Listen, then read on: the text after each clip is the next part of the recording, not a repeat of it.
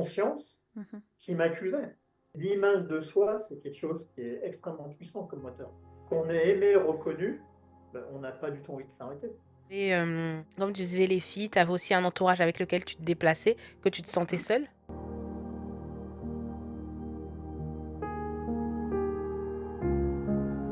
Bonjour à tous et bienvenue sur le podcast de la mission Zélé, les Lévites sur la fréquence. De nos jours, les Lévites ne portent plus l'arche sur leurs épaules, mais ils portent la présence de Dieu dans leur cœur. Donc aujourd'hui, on est réunis pour vous parler d'un thème un peu différent. C'est vraiment au-delà de ce qu'on nous allons partager, c'est vraiment quelque chose pour pouvoir édifier tout un chacun et vous dire que peu importe où vous êtes, Jésus il est prêt à vous tendre la main pour vous attirer à lui. Et que personne n'est trop loin, ni trop éloigné, ni trop mauvais, ni trop tout ce que vous voulez pour pouvoir revenir dans les bras de notre Seigneur. Et pour partager et pour étayer ce thème, nous avons un invité, une personne vraiment géniale qui nous a beaucoup touché lorsqu'on l'a rencontré, qui s'appelle Sébastien. Est-ce que Sébastien, tu peux dire bonjour? Ben, bonjour aux auditeurs et merci beaucoup de m'avoir invité sur les Lévites sous la fréquence. Je suis très honoré de participer à ce podcast et puis partager un petit peu ce que j'ai pu vivre. Très bien, merci. Pour cette première partie, on va se concentrer sur tout ce qui était sa vie avant Christ. Donc, je peux te laisser, Aline, saluer nos internautes en même temps.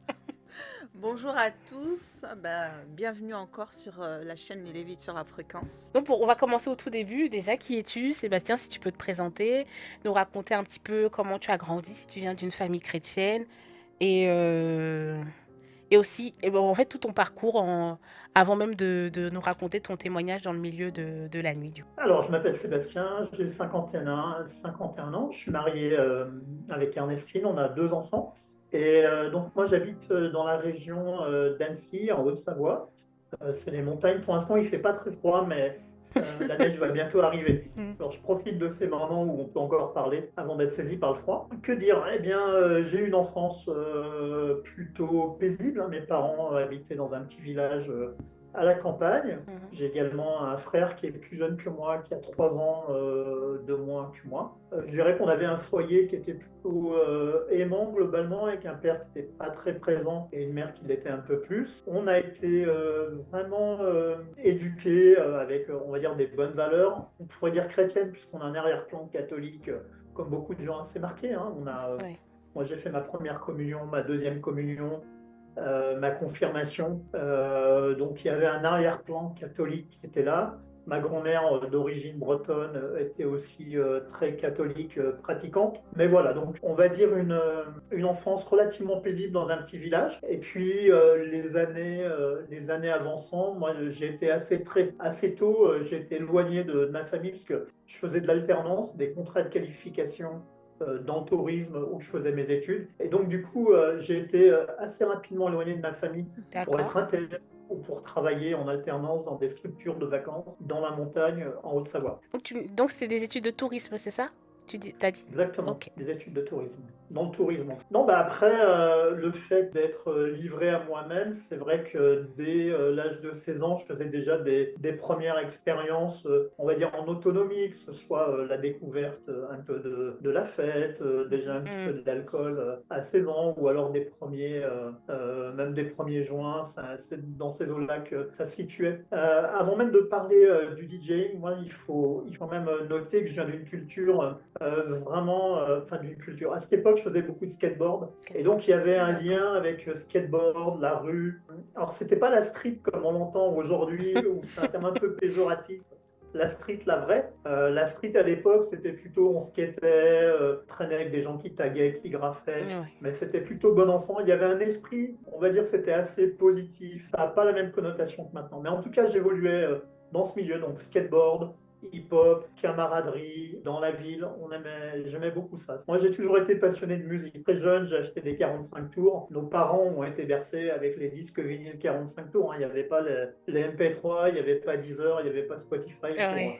pas leur faire de la pub. Donc, on achetait des disques et je les passais sur la platine de mes parents. Mais j'étais attiré littéralement par la musique, les émotions, les sensations que peut procurer la musique, et d'une manière totalement saine, hein. Il n'y avait pas je pense qu'il n'y avait rien de spirituel, mais en tout cas, la musique m'impactait, m'imprégnait beaucoup.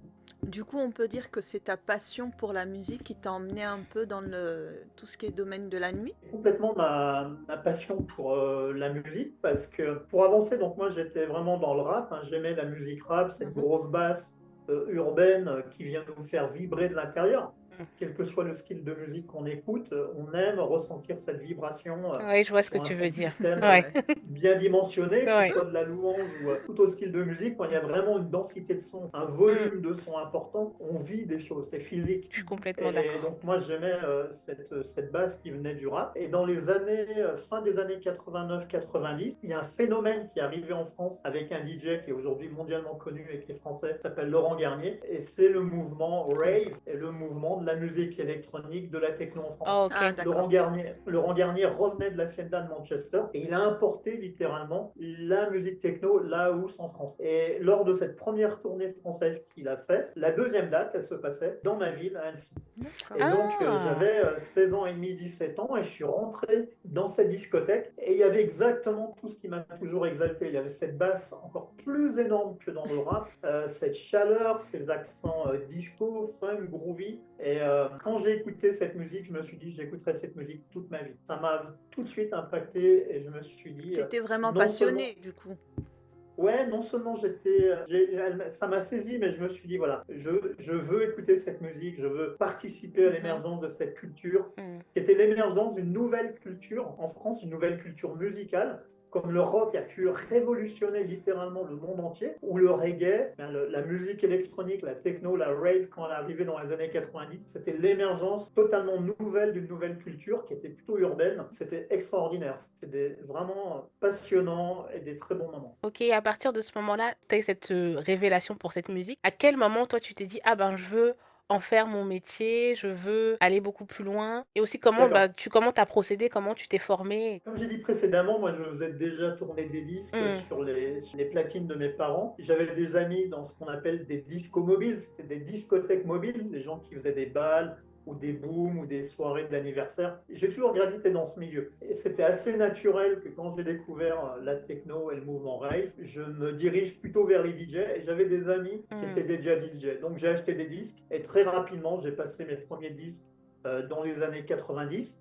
Vu que j'étais avec les bonnes personnes qui avaient déjà un succès relatif, bah, ça m'a catapulté, on va ouais. dire, Mhm. directement dans ce mouvement. Et très rapidement, je me suis mis à passer des disques et à être DJ et à mixer presque tous les week-ends.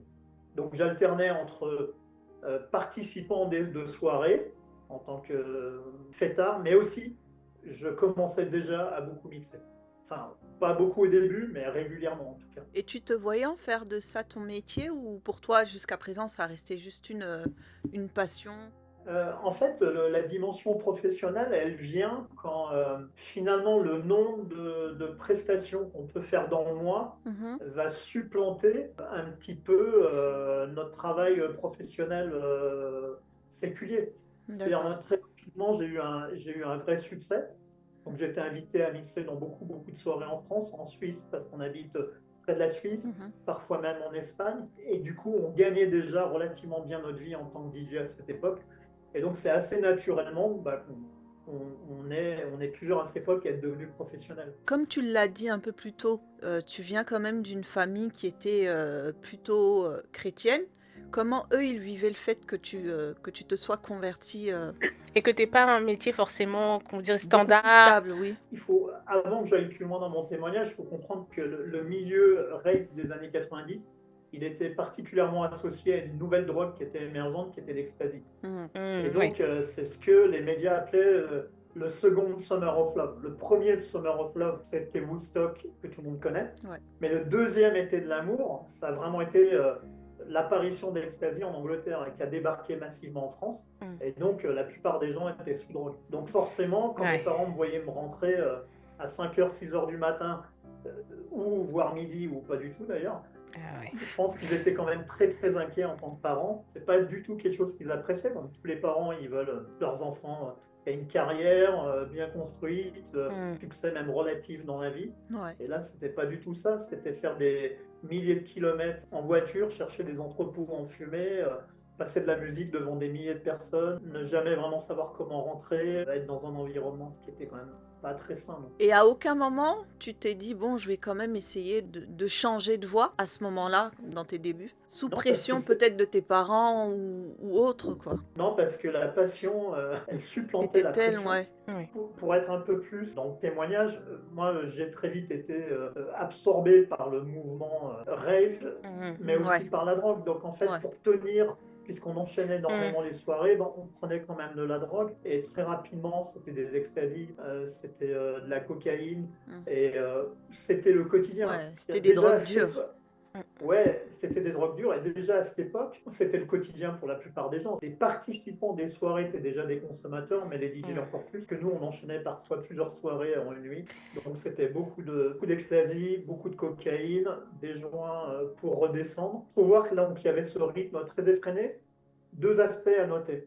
Le premier, c'est que je pense que ce qui saisit, et là il y a une dimension spirituelle, c'est quand même l'orgueil du monde et de ce que peut proposer le monde, parce qu'on est quand même adulé. Mhm. Il n'y Oui. avait pas encore Ouais. les réseaux sociaux à cette époque-là, mais un DJ aujourd'hui comme hier et demain, c'est toujours quelqu'un qui est vu par les autres, C'est ça. Oui, qui a eu du exactement. succès auprès des filles, qui a eu du succès auprès des autres, et on était quand même, entre parenthèses, adulé ou pas idolâtré, mais quand même, Vous on aviez un avait notre statut. ego, on avait un statut, donc forcément, on est rassasié au niveau de l'orgueil, on a de l'argent facile, hein, les gens payaient en cash, on avait beaucoup d'argent liquide sur nous, beaucoup de filles autour de nous, donc forcément, ça venait compenser sans doute un manque d'estime de moi, un manque de paix également. Mais le nombre de fois où je me suis réveillé le lendemain de soirée avec beaucoup de drogue, en train de pleurer dans mon lit parce que après que la descente soit passée, Ouais. on se rend compte, même sans connaître Dieu, de la futilité Ah. et du non-sens un peu de cette débauche excessive, quoi. Mhm. Ouais. Et T'as ça, je pense que dépassé ma c'est... question, justement. Je voulais parler justement de l'état d'esprit. Si au niveau, même, tu avais des rappels au niveau de ta conscience, que tu allais peut-être un peu trop loin, que tu repoussais peut-être même tes limites, Mhm. ou la direction même que ta vie prenait, et comment tu te sentais aussi par rapport à ça. C'est ce que j'explique, c'est-à-dire que je crois que la conscience, pour ceux qui ne connaissent pas Dieu, c'est souvent la voix de Dieu qui nous parle. Ouais. Et dans des moments de redescente ou le lendemain voilà, de fête et de beaucoup de débauches, la conscience nous rappelle, sans qu'on sache, qu'on a fait quelque chose qui n'était pas juste. Ouais. Je crois que ça, c'est la première chose à dire, c'est que on peut s'enfoncer très loin dans quelque chose qui est contraire à la volonté de Dieu ou dans une vie un peu dissolue ou pas très bien réglée, Mhm. mais notre conscience, elle trahit jamais. C'est vrai. Ouais, Notre c'est vrai. conscience, cette voix de Dieu qui est en nous, va nous parler, nécessairement. Et du coup, ce qui te faisait tenir, c'était la passion, et puis aussi le fait que, et comme tu disais, l'orgueil, c'est ça? Puis il y a une forme d'engrenage quand même. Ouais. Au final, tu rentres dans un engrenage et tu sais pas comment faire non plus pour pouvoir sortir de cette situation-là, quoi. Et l'entourage aussi, ça a dû jouer également, non? Puisque tu disais à chaque fois, tu dis nous, nous, nous. Donc ça veut dire que vous faisiez ça en groupe? Oui, tout à fait. Il y a un collectif, il y a d'autres artistes, il y a des gens qui nous suivent, mais ça devient un mode de vie. C'est-à-dire qu'une fois qu'on a mis le pied dedans, j'ai envie de dire, on n'a pas envie de changer de mode de vie. Ouais. Parce que c'est un mode de vie qui nous plaît. On a de la drogue, on a de l'argent facile, on a des filles faciles, on a du succès. Humainement, c'est un peu tout ce que chacun désire. Mhm. Être vu, reconnu, aimé, avoir de l'argent, réussir. Qui aujourd'hui sur les réseaux sociaux ne voudrait pas percer? C'est vrai. Ouais. Donc on est dans la même dynamique. Quand on commence à percer, on n'a pas envie que ça s'arrête. Et effectivement, la puissance de l'orgueil, on le voit aujourd'hui dans notre société où tout est question d'image. L'image de soi, c'est quelque chose qui est extrêmement puissant comme moteur. Qu'on est aimé, reconnu, on n'a pas du tout envie de s'arrêter. Vas-y. Vas-y. Est-ce que tu penses que du coup c'était beaucoup plus difficile pour toi de créer des relations authentiques, que ce soit même avec les femmes, ou bien pas plus que ça, quoi? Alors oui, puisque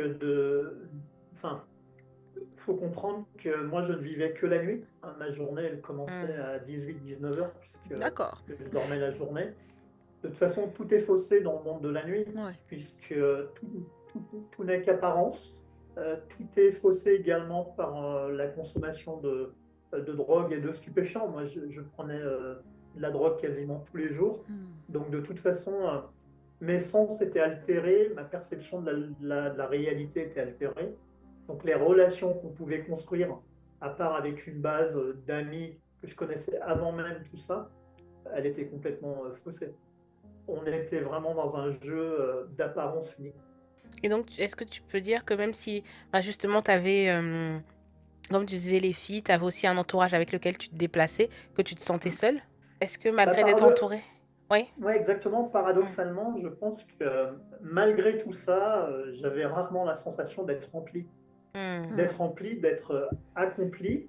Ouais, non, juste ça. Donc effectivement, je pense qu'on peut être très entouré, Mm. mais là aussi, est-ce que l'attention qui est portée ou l'amour qui est porté est réel C'est par ça. ces gens qui nous suivent? Je pense pas. Il y a beaucoup d'hypocrisie et les gens sont aussi dans une dynamique de profit Mm. parce qu'ils rentrent gratuitement dans les soirées. J'ai envie de dire, je suis désolé, hein, mais ils ont quand même de la drogue assez Gratuite. facilement. Mm. Ils sont un peu, ils ont des boissons gratuites, ils ont accès un petit peu aux privilèges que le DJ a. Donc là aussi, c'est faussé. Mais encore une fois, la sensation de me sentir très seul quand tout ça s'arrêtait et vide, Hmm. avec un manque de sens total, était Mm. omniprésente quand même. Ah ouais, donc si en fait, limite, ça faisait partie même de ta routine, puisque tu disais que bah, tu commençais ta journée à 18h, tu allais mixer, tu participes aussi à la fête, et après, il y a la redescente qui est Qui est toujours, assez qui est assez difficile, difficile. et rebelote, c'était ça? Ouais, exactement, qui est toujours difficile à gérer. Donc ça s'est étalé jusqu'à dans les années, on va dire 2000. Waouh. Dans les années 2000, je vous fais un peu le schéma parce que après je suis parti vivre à l'île de la Réunion. Ok. Donc dans les années 2000, j'ai mixé pour une marque de cigarettes assez connue à l'île Maurice. Là, j'ai rencontré une amie à l'île de la Réunion et je suis Mm. resté plus de 4 ans habité à l'île de la Réunion. Et je dis ça pourquoi? Parce que c'est dans cet environnement qu'il y a comme une première sensibilité spirituelle qui est venue me rejoindre. Mhm. Non pas catholique, mais en fait, il y a une telle merveille de la création à l'île de la Réunion.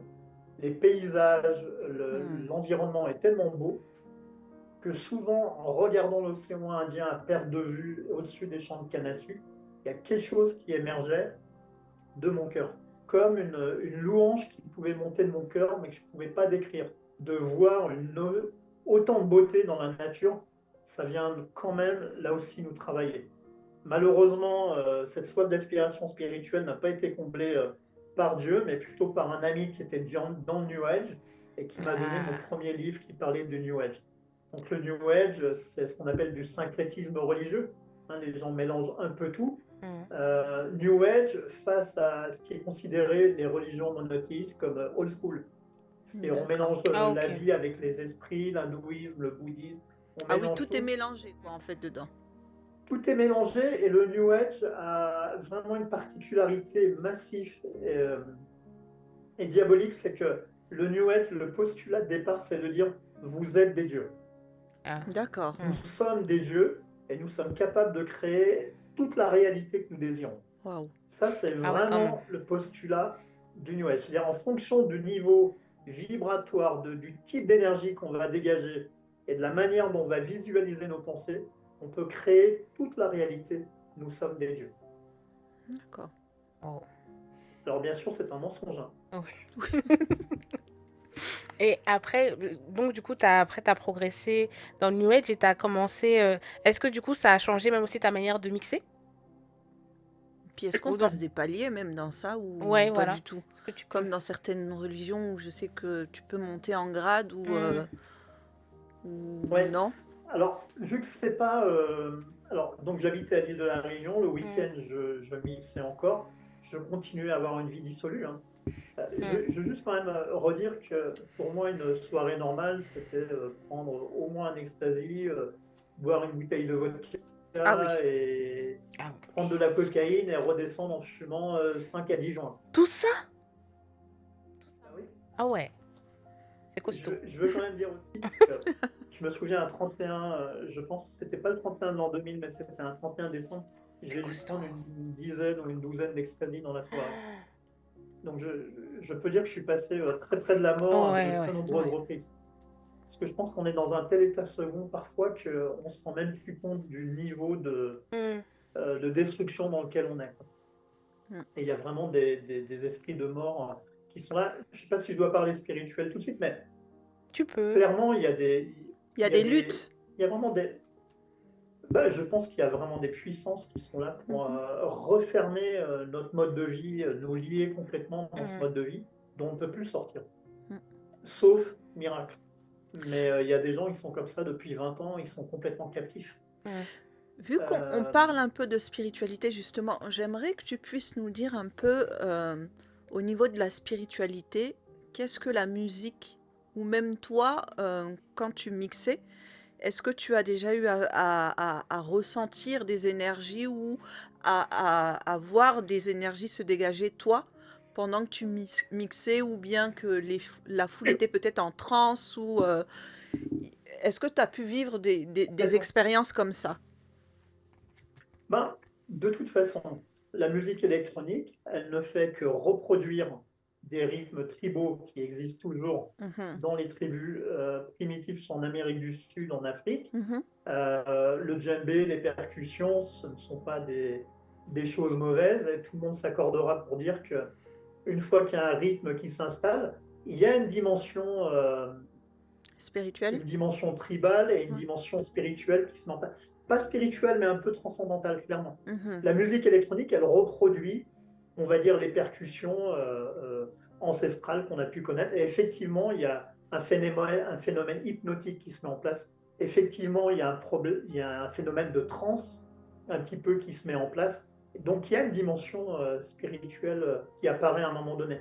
Clairement, plein de fois, mais c'était pas si négatif que ça. Mais on sent des choses. Je pourrais même dire que c'était positif, puisque c'est plus la connexion avec le public. Je vous ai parlé au début de la manière dont le son peut vraiment agir sur notre corps physiquement. mhm. Et ouais, c'est quelque chose d'intéressant. Ok. Il y avait une question qu'on avait commencé, mais on l'a pas terminée.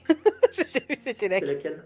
Je sais C'est plus. juste après que tu aies parlé de l'île de la Réunion et on en a parlé rapidement du Oui, New Age. du New Age. Est-ce que je montais en grade dans New Age? Oui, Ouais. voilà. Alors le New Age, comme c'est pas une religion, c'est pas, il n'y a pas vraiment de passage de grade, mais Mhm, par contre, il y a plus ou moins des initiations à des nouvelles expériences. Mais à cette époque, et je l'ai toujours été, j'ai été assez sage. J'étais pas très volontaire pour expérimenter Hmm. le monde des esprits, des invocations, etc. d'accord. Disons que je faisais du shiatsu, je faisais un peu de yoga, plus ou moins je méditais. Mais bon, vu que je me réveillais tard, la méditation, moi, c'était plutôt de fumer C'était un joint, quoi. difficile. Alors, mais c'était plus la philosophie autour du New Age et puis ce qu'elle pouvait proposer spirituellement, D'accord. plus que la pratique.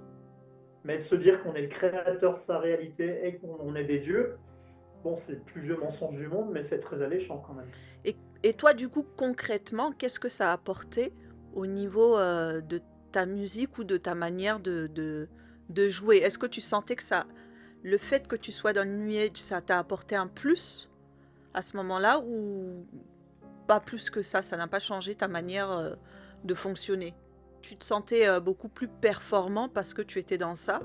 Ou Ou même le mindset par rapport à la voilà, vision ouais. de toi a changé. Puisque comme tu disais, là, on te fait croire que tu es un C'est dieu, un que tu peux dieu, ouais. créer. Donc, et avec ce que tu nous disais tout à l'heure, avec le fait d'être adulé, etc., est-ce que ça a créé aussi, peut-être renforcé même l'orgueil ou des choses comme ça? Ouais, c'est intéressant comme question. Alors, très concrètement, non, ça n'a pas changé grand-chose, parce que Mhm. j'étais dans une dynamique artistique, musicale, qui faisait que... Mais par contre, en dehors de la musique, oui. Hmm. Ouais. Disons que je sentais comme un éveil, je souhaitais m'élever spirituellement. C'est quand même une des promesses du New Age, c'est de changer un peu de niveau d'énergie. Mhm. Et j'avais compris quand même que pour, entre parenthèses, mieux vivre, il fallait quand même s'élever spirituellement. Et en même temps, vu que j'avais une vie très dissolue, et ça restera jusqu'à ce que je vous raconterai plus tard, c'est que j'avais quand même une soif de pureté. Mhm. Hmm. J'avais quand même Ok. une soif de fuir ce mode de vie qui me détruisait. Alors, sans savoir comment je pouvais en sortir, mais pour moi, le New Age pouvait me permettre de changer en tant que personne et peut-être me libérer de ces addictions et Devenir une de meilleure version de toi-même, quoi, Donc, en quelque sorte. d'essayer de devenir une meilleure version de moi-même, exactement. Quand tu disais que tu voulais sortir de ce mode de vie, est-ce que pour toi, ça prenait en compte le fait de renoncer complètement au DJing ou juste en fait de pouvoir le faire mais de manière beaucoup plus saine? Qu'est-ce que ça voulait dire pour toi t'en sortir? Alors, c'est plutôt la deuxième option dont tu parles, c'est-à-dire Mm. continuer à vivre de la musique et à être dedans, mais d'une manière un peu plus saine. Mhm. Parce que Mm. franchement, j'étais quand même capable de mesurer que j'étais Et beaucoup trop excessif. à cette époque-là, du coup, tu avais quel âge?